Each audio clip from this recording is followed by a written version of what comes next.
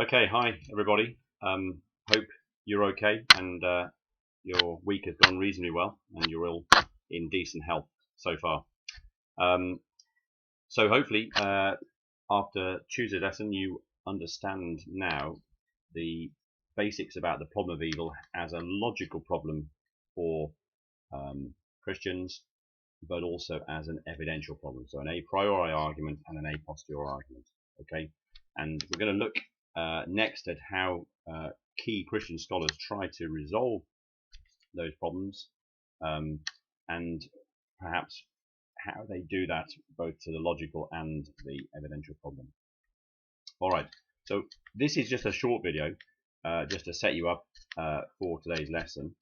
I just want to go over really the Genesis story with you first of all, just check you're happy with that. I've got a microphone here from my son, so see whether this actually helps amplify the volume. I'm conscious my laptop is pretty old and dilapidated, so anyway, I don't know if that's any better, but I'm not sure myself, but anyway, let's try. Okay, so first of all, the tree that they are forbidden to eat from, that is known as the tree of the knowledge of good and evil. Okay, so the assumption here is that at the beginning of creation, Adam and Eve, in their perfect state, did not have that knowledge of good and evil. They were, in a sense, were almost innocent. Okay, and then of course, as soon as Eve is tempted to eat that fruit and share that with Adam, the first thing that they do, says actually in the Genesis story, is that they are aware of their nakedness, and they sew fig leaves to cover themselves up. So what we sense here is that they now have a sort of knowledge of good and evil that they didn't have before, and somehow there is this sense of the fact that their nakedness is something almost to be ashamed of, which of course influences Augustine's ideas about sex and about women. Okay, and there's obviously links here with original sin, which you may remember looking at GCSE. Okay, but the key thing is that Adam and Eve now have this knowledge they didn't have before, and they of course fear God and accounting for this.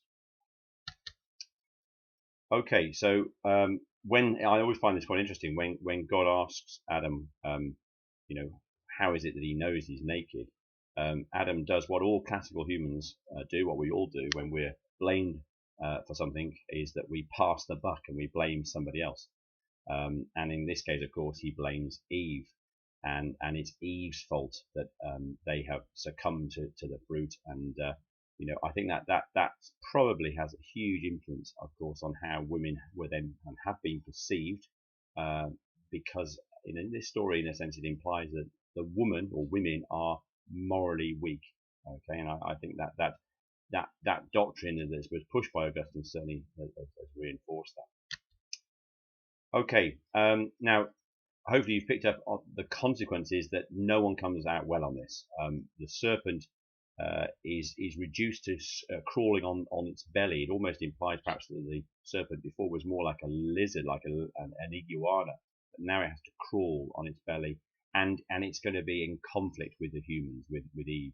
And it's interesting, isn't it, that element of fear that perhaps we have about snakes, that perhaps the writer of this story is kind of picking up on that and using that symbolism.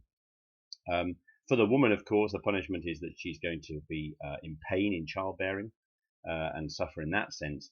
And Adam is going to have to work much harder on the ground. It's going to be difficult, arid, and again, that reflects perhaps the part of the world where this story originated in the Middle East. So in short, all three suffer. That's the current. The suffering arises from this act of disobedience against God, and then of course they are banished from the Garden of Eden. And now they have lost their sense of immortality. They will die at some point. All right. So there's different ways of interpreting this story, but I think one of the key elements here is that that idea about free choice, that by giving Adam and Eve that tree and forbidding them to eat that fruit, Adam and Eve are faced with a choice, and of course they have free will therefore, and in this case they misuse that free will and disobeyed God, and it brings repercussions for them and for everyone. Okay, and you may remember from your GCSE course this idea of original sin. Okay, and that is very much an idea that Augustine put forward, and that is that that as a result of this key event in human history, um, all of us suffer. All of us suffer the repercussions because uh, the, the the tendency to disobey God, this sin, is passed on to all future human generations. Okay, through primarily Augustine believed through the act of sex. In fact, Augustine almost he had a very basic biology. He thought that at the time that all of us were present in the loins of Adam, they didn't know about sperm and eggs and reproduction at this stage. So actually, Augustine thought that all little people, kind of all of us, all human race, were kind of there in the loins of Adam, and so we were present actually at the time of this original sin, and so we're born with this. And of course, this is why Christians baptize babies. It's this idea that humans are born with a tendency to be inclined to do wrong, and that may be an interesting insight to human nature, which is something we'll come on to later with the ideas of Augustine and human nature. Okay.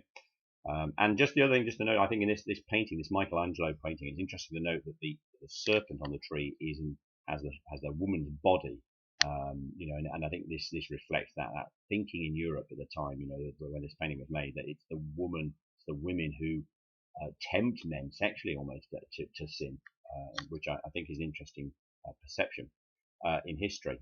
Okay, so that's just a quick summary of the story. This story is crucial in influencing Augustine and his ideas about how to justify God, but also Irenaeus as well. And I think it is a story that is written to try and deal with this question about suffering. Right. Okay. So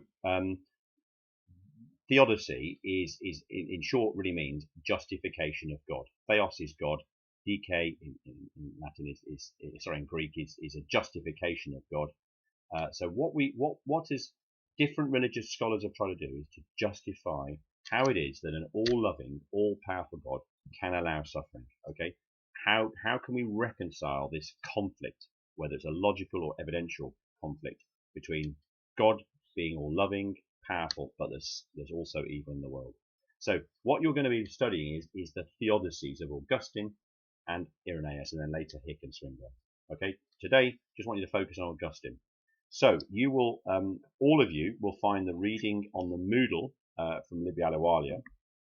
That's on page 133 to 135. Read that through. Okay, that's nice and fairly straightforward. Those of you who have the green books also have a look at that additional material. For those of you who don't have that green book, I have put on a link. I will put on a link on Edmodo just to kind of take you to a little video link that will just give you a bit more information. Okay, but the Libialawalia is good and it gives some information, and by all means you can have a look on the internet as well. All right. So what I'd like you to do, just read through the stuff on Augustine, and then I'd like you to answer those questions. Okay. that little video link there, that's the one to the revision, but I'll put that on Edmodo. So just work through those questions, and then what I'd like you to do is after you've answered those questions, make yourself a table, and like you can see on this screen here, and put in each of those kind of terms down the left-hand side, and then fill in Augustine, but keep it brief. You don't need to copy out everything again, but just keep a little short record of what Augustine is saying about these elements, and then we'll do Irenaeus next week. Okay, that's it. I think that'll be enough for today. I'm tentatively playing with Microsoft Teams and looking at how we can then have some interactive lessons and video calls together. Okay, that's what I want to do rather than just this. So that's something I'm planning for next week, and that'll give you a chance just to ask questions. But obviously, any problems, please email me, and I'll get back to you. Okay. Well done, everybody. You're doing really well. Okay. Good start. Thank you. Speak soon. Bye bye.